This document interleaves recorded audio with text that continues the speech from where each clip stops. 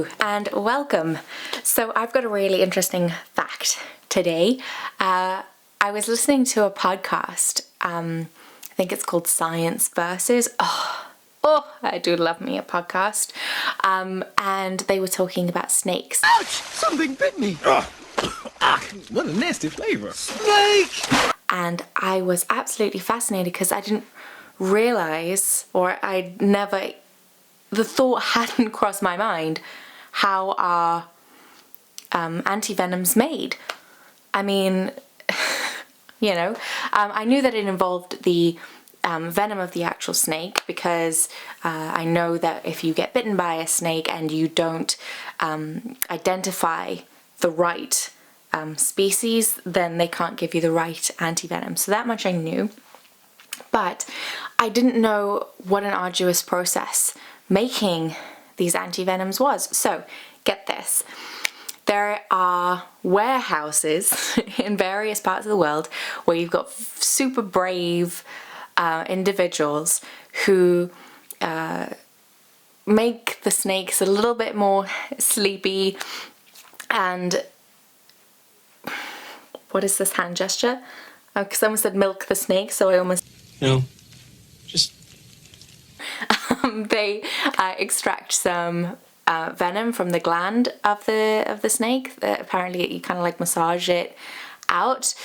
They then get some samples of the different venoms, and then those venoms go to horse farmers. I mean, not any horse farmers. There are farms specifically with horses for this purpose.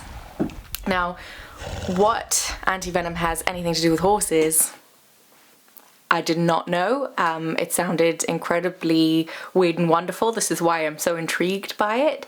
So what happens is they take small quantities of this venom and they, over a period of weeks, inject it into the horse. Now, the horse gets a little bit swollen in the area, but otherwise is unharmed. And because they're such a big animal, they can cope with it a lot better because it's small doses and they're so huge. And what effectively happens is they produce the antibodies, and that, as I said, happens over the period of a few weeks.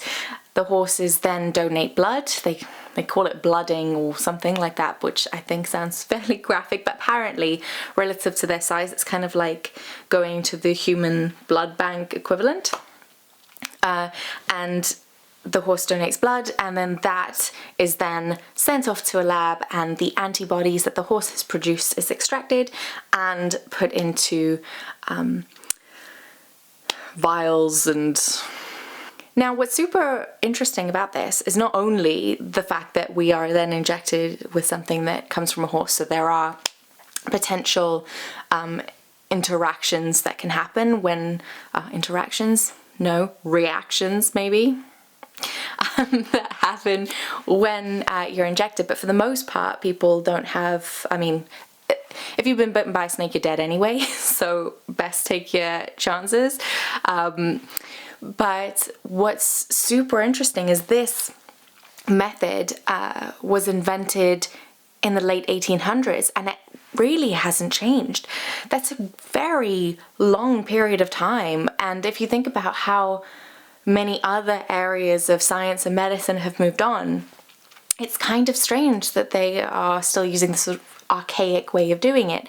But what's super interesting and hopeful is that there is a lot of research going on at the moment about alternative forms of creating it, which is, well, it's fantastic and really exciting. So I'm just kind of waiting now for an update. And I don't know enough about the science to explain how their new method works, but please, I'll put a link to the podcast if you want to have a listen in more detail. But it's just super interesting and it's a fun fact, so I wanted to share it. I hope you enjoyed.